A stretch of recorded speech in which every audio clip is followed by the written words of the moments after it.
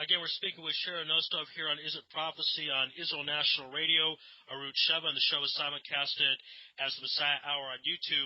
So a lot of people have this misinformation or misidea that praying is only for men. In Judaism, they think of the men going to the synagogue and women don't pray, but that's actually not true. Women's prayer is very, very powerful. So tell us a bit about why that is and how that is and how that will help this situation going forward. You know, it's a real misnomer, as you say, in terms of what people think it means to be counted in a minyan. Being counted in a minyan means men by us are required to be somewhere, and when they show up, we give them credit. Job well done. You're supposed to pray 3 times a day according to the Torah, and you made it. So you get a gold star. But that doesn't mean that women's prayers don't count. The Torah talks about the fact that women are naturally closer to God and that they're praying all the time. If you look, in the house when your mom's cooking and she needs something, she says, "Oh God, where do I find the salt?" That's a prayer. And so required means that if they don't come, they get a minus point on their report card. But any prayer that a woman or anybody does goes right up to heaven and creates a little angel. So the reason why women are not expected to be in a minyan is because the Torah takes into consideration that they have other responsibilities that are very important to building the Jewish home. So, as many people know, if you have a kid and you're supposed to leave the house at 3 o'clock so you can get somewhere at 4, you can't really depend that your kid, when you're walking out the door, doesn't have to go to the bathroom or wants to bring an extra apple. And if you show up at 4:15, you don't want to feel like you got in trouble. And that's really what it means to be counted or not counted in a minyan. Women are always encouraged to come to synagogues. There's a women's section in the kotel. And women praying together is one of the most powerful experiences I've had. I'm actually not the best davener. Hebrew is not my first language. And as a person that's relatively new to observant Judaism, I've only been really studying intensely for the past 7 or 8 years. I don't pray as fast as other people to the right or left of me when I pray in a group of women. And the amazing thing that I see is that people are so supportive. Over Shabbat on Friday night, I went to the kotel, and I was so lucky to be able to be having a meal at the Claimant's house. The Claimants are responsible for the Thank a Soldier organization. And Pamela Claimant led a group of soldiers to the Western Wall who maybe had never gone before to pray in that way. And those women who are in the IDF, I don't know, even if they speak better Hebrew than me, it could be that I know certain prayers or psalms or Kabbalat Shabbat prayers more than them, but their pronunciation or their knowledge of the words means something. And so when we come together to pray, there's no report card in terms of whose prayers are more important. These women risk their lives every day for me. And if I know how to say, Lecha Dodi, it's not like my prayers are more important than their honest prayer. And there was one woman at the kotel that was so moving. I went to go and kiss the kotel, which is a tradition that we have. And I heard this woman was sort of interrupting another woman who looked like a Bells woman and asking her, what was she reading in the Torah? Now, this Bells woman wasn't reading the Torah. She had a siddur open and she was davening. And this cute little Bukharian woman from Queens wasn't trying to be rude to interrupt her to say, what are you doing? She really wanted to know. And so I saw this interaction happening, and I put my hand on the woman. I said, Mama, you're so cute. Can we pray together? Because I think she's in the middle of a conversation, but I haven't yet begun. Come, let's move over to this side of the wall and tell me what it is you want to say to God. And she started crying, She said to me that she didn't grow up religious. Her father never taught her any prayers, but that she had come all the way to Jerusalem, to the Kotel from Queens, and she wanted to be a part of Shabbat, and could I help her? And I'm not a Rebbetzin. I don't know all of Kabbalat Shabbat by heart, but I opened my prayer book, and I showed her Shema Yisrael, and we sang, and she did word after word of what I did. And I opened Ashrei, and I sang it for her in English, and she repeated the words with me. And that's the power of prayer of women. And that's what's beautiful about women helping each other out to pray. And whether or not there's a report card checking to see if we're there or not, God counts every single prayer. And so it's a relief to me that if I had to get a report card of how many times a day I was praying, like I'm not responsible enough that I have to make it 3 times, because I don't necessarily know that I'd be able to be called such a rising Jewish star if that was my obligation. But since anything I do is so special, it's really nice that you could recognize the efforts of one Jewish girl to try and unite many. Again, this is It Prophecy here on Israel National Radio, Arut Sheva, and the show is simulcasted as Messiah Hour on YouTube. Our guest this afternoon, again, is Shira Nussdorf. Let's talk about the Shaloshim, what that means, because a lot of people to this program may not understand the concept of Jewish mourning and how that's a very, I don't know if you want to say holy time or special time, but it is a very significant time in the mourning period. So tell us a little bit more about what Shaloshim means. You know, it's an amazing thing that the Jewish people do to remember the pain of others past the day of the funeral. You know, and try and figure out positive ways in which we can help each other deal with the tragic loss. I'm from New York, and this week we saw, you know, a lot of outrage about the Eric Garner trial and or lack thereof, about him not getting indicted.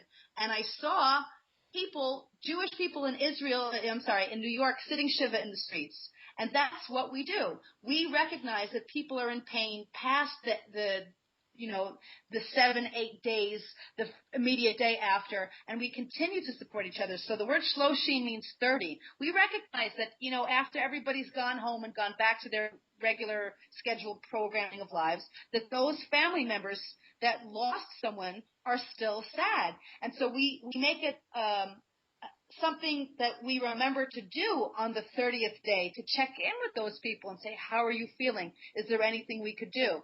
And it's an amazing concept that we have in terms of what kind of support we can do. I know that during a Shiva call, people bring over food to the houses of the families. I mean, that's such a high-level concept, but these family members probably don't have time to sit and make meals for their children. What can we do to support them? And to have a shloshim that pays recognition to the soul of that person, and we say, we hope that on the 30th day that we want to pray or do something positive in the merit or an act of chesed or kindness, that your soul, your neshama should have an aliyah. It should go up. That even though you no longer are here in a physical body to do the type of mitzvahs and good deeds that you were accustomed to doing, we'll now do that in your favor and in your merit. And so a shloshim is reminding people that those families are still in pain and there's still things that we can do to honor that person's memory or inspire us to be even better people because now we've lost someone.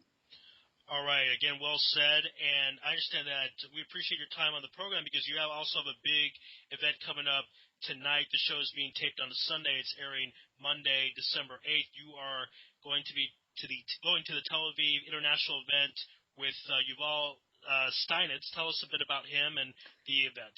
Right. So I'm also involved a lot in Tel Aviv, and the Tel Aviv International is having a special event today with what would have been Benny Gantz, the head of the IDF, but apparently just about an hour ago he had to do some immediate work for the IDF. So we should all pray that whatever is keeping him busy is keeping us safe. And so instead, Yuval Steinitz is coming. He's the Israeli intelligence minister. And so I'm going to be hopefully presenting him with a menorah and thanking him for shedding light on the current situation to us as Israeli people and to Jews and people who support Israel around the world, and hearing more about what regular people could do. On December 11th, I'll be connected with the Forest Sessions, which is with the Wisdom Tribe. Rabbi Daniel Katz and Rabbi David Aaron are going to be speaking in the woods.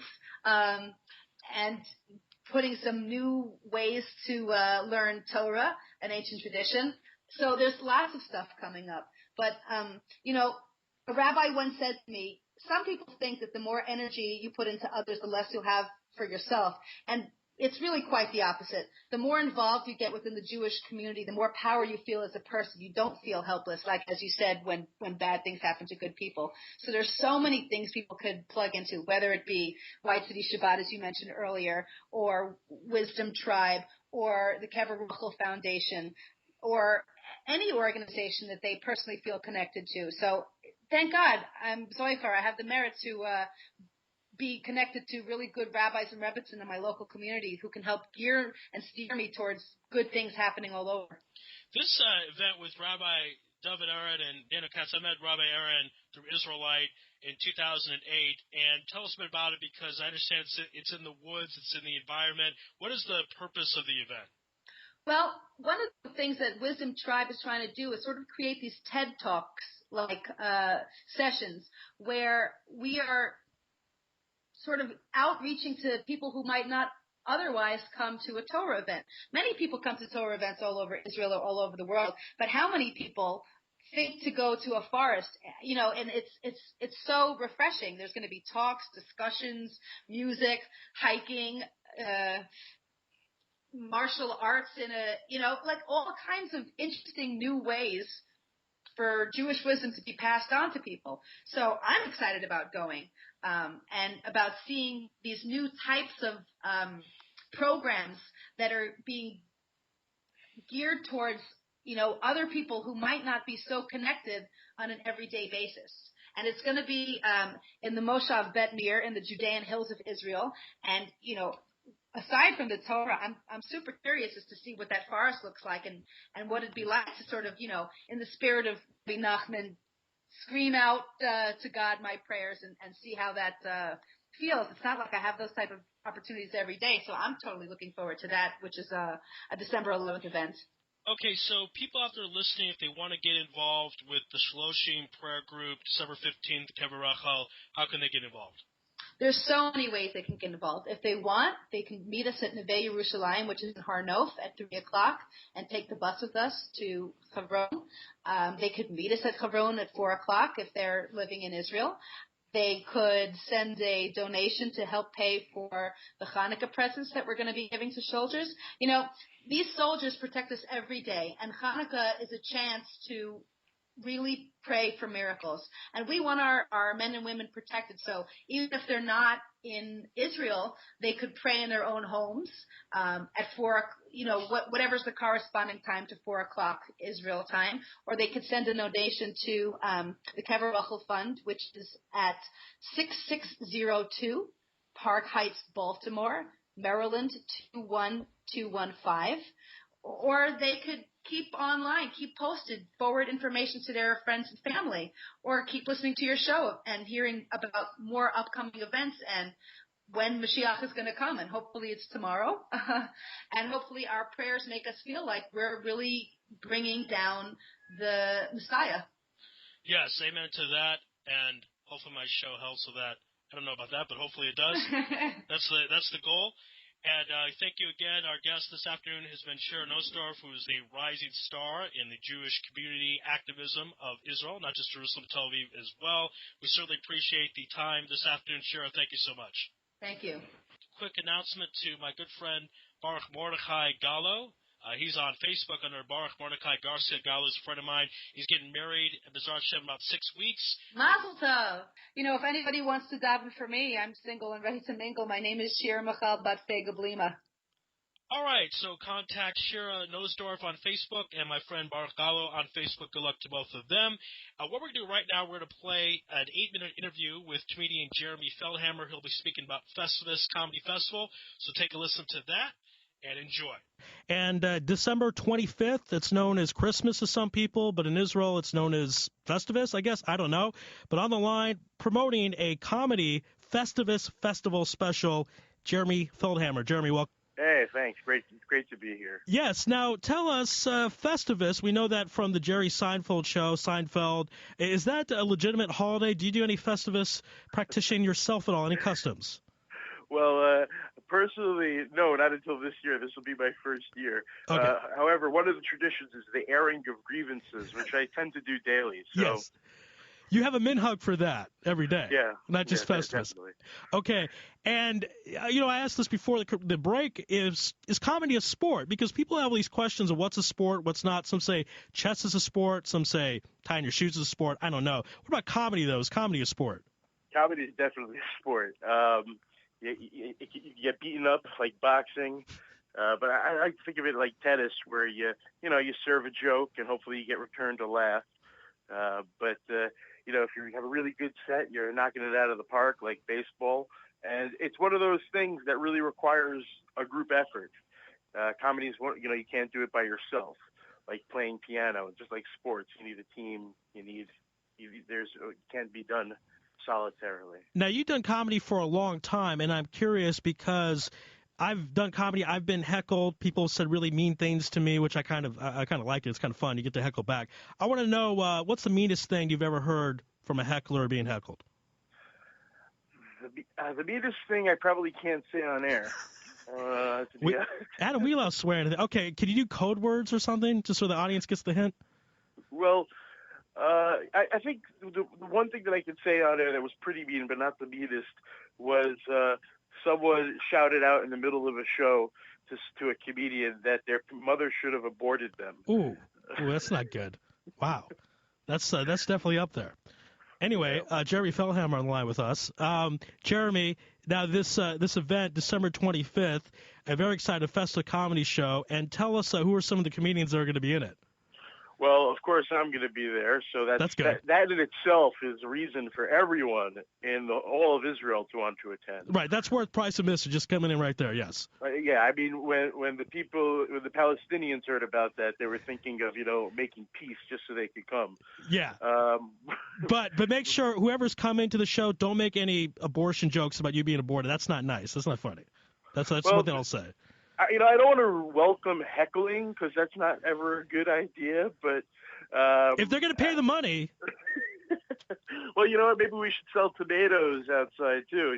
If get a little profit. Extra cash. My inner Jew tries to figure out ways of making more and more money all the time. Yes, which is always good. Or you could do a special VIP heckler program where if people pay an extra 100 shekels, they get to heckle more. Or they get to heckle public, something like that. There you go. That's a good idea. So, but besides myself, on the lineup right now we have Jessica Fass, who's a brilliant comedian from L.A. who made Aliyah, and she's now in Tel Aviv. And then we also have yourself. Me? I'm in it. Oh, you're going to be performing. Oh, okay. I got to take that down. All right, great. All right, take some notes here. First, I didn't get that memo there. All right, we'll write that down again. Hopefully you'll be okay. Yeah, we'll see what happens. Hopefully I don't get heckled, especially no abortion jokes. That wouldn't be good. And who's headlining? Well, we might have a special guest, but besides for that, we also have another really special headliner, Leo Shem Tov. Leo Shem Tov is an amazing comic. He was a semifinalist on NBC's Last Comic Standing in America, and then he also just actually got back from America now, where he competed in the Laugh Factory's Funniest Person in the World contest, where he came in 6th. Which, hey, out of the entire world, that's pretty damn good. Yeah, 7 billion people to come in 6th is not bad. And, I did some research. I saw this guy's Facebook photo. This guy's nuts. He is under a big bra with another guy. It's like a tent. I've never seen a Facebook picture like that ever. This guy is nuts. I mean, you know him better than me, right? He's crazy? Yeah, I know him real well. He's crazy, but in a good, lovable way. Okay, well, that's good. That's the best type of crazy. Now, this event, again, December 25th, the Festivus Comedy Festival, are you working with any type of charities or anyone out there if they're interested in being a part of it? What should they do to contact you? Because, it's in the holiday season, so we definitely want to help out people. We are looking to be able to donate proceeds from the show towards a charity, and we actually are talking with one. But if anyone else out there has any ideas, then please feel free to come forward with them.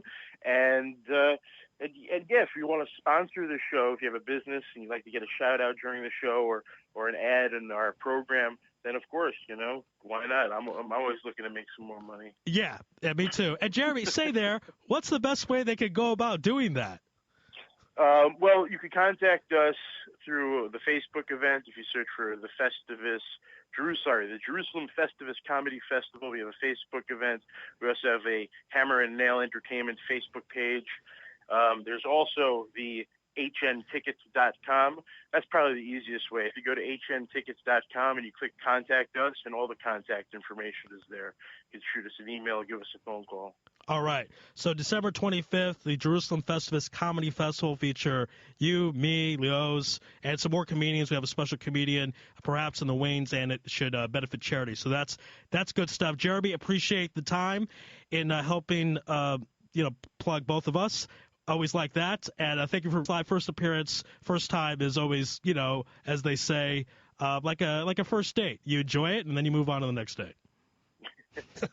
Yeah, well, I look forward to the next date. Yes, yeah. I'll bring flowers next time, I think, maybe. We'll see. Yeah, maybe I'll let you hold my hands. Yeah, okay, that's good. All right, watch a movie or something. Anyway, all right, we're going to go on that. Jeremy, thank you so much. We appreciate it. All right, that concludes our show. Our guests this afternoon have been Shira Nussdorf and comedian Jeremy Feldhammer. If you have any questions, comments, complaints, it is a Jewish country. Email me at messiahhour@gmail.com. Again, you've been listening to Is It Prophecy on IsraelNationalRadio.com, and the show is simulcasted on the Messiah Hour. Everyone have a great day.